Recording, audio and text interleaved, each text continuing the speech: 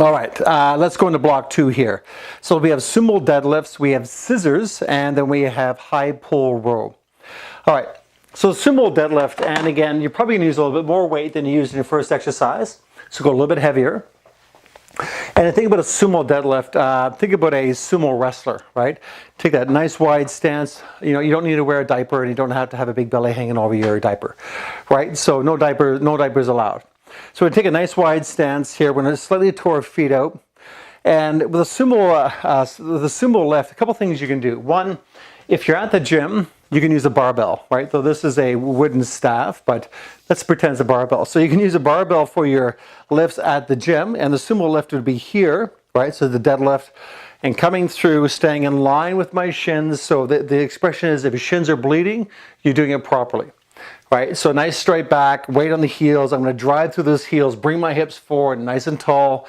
And again, I'm never lower the weight down, always lower my hips first, the weight comes secondly, and see that bar moves in a nice straight line, right? That's my sumo deadlift.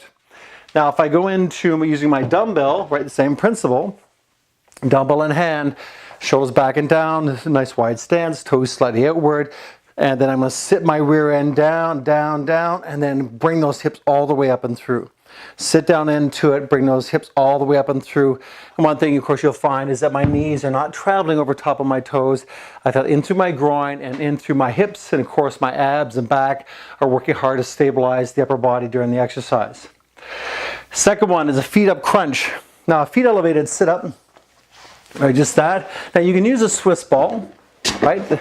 And using the Swiss ball simply will allow us to take a little bit of stress off the hip flexors, so we're not using this aspect of our body, because quite often sit-ups we find a lot of people really fire off the hip flexors quite aggressively. So feet up crunch, it's going to help tilt our pelvis forward, so our pelvis being tilted this way, my lower back is already on the floor. So hands are behind the neck, not behind the head, right? You don't want to pull your head forward. I want to support my neck, so I keep this space open, press the lower back to the ground, and then you're going to take your rib cage and shove it towards your hips. So from here, and press, and open, and press, and open, and press, right? And open, and press, and open, and press. See, pretty simple. Only 30 degrees of flexion, so don't really have to move that far. Don't think you have to bring your face to your knees. It's not necessary. All right. So your feet up crunch, and then we have, what do we have here? We have the high pull row. Okay, let's get into the high pull row. Now, let's go into a moderately heavy weight. And the high pull row, so let's break the exercise down. So high pull is coming up here, and the row is actually pulling the elbows back. So think about bringing the dumbbell in an upside down J, right? So it's going to come up, and it's going to come back. So I'll do it from the side, knees soft, core tight, shoulders back and down. From here, I'm going to pull up and back.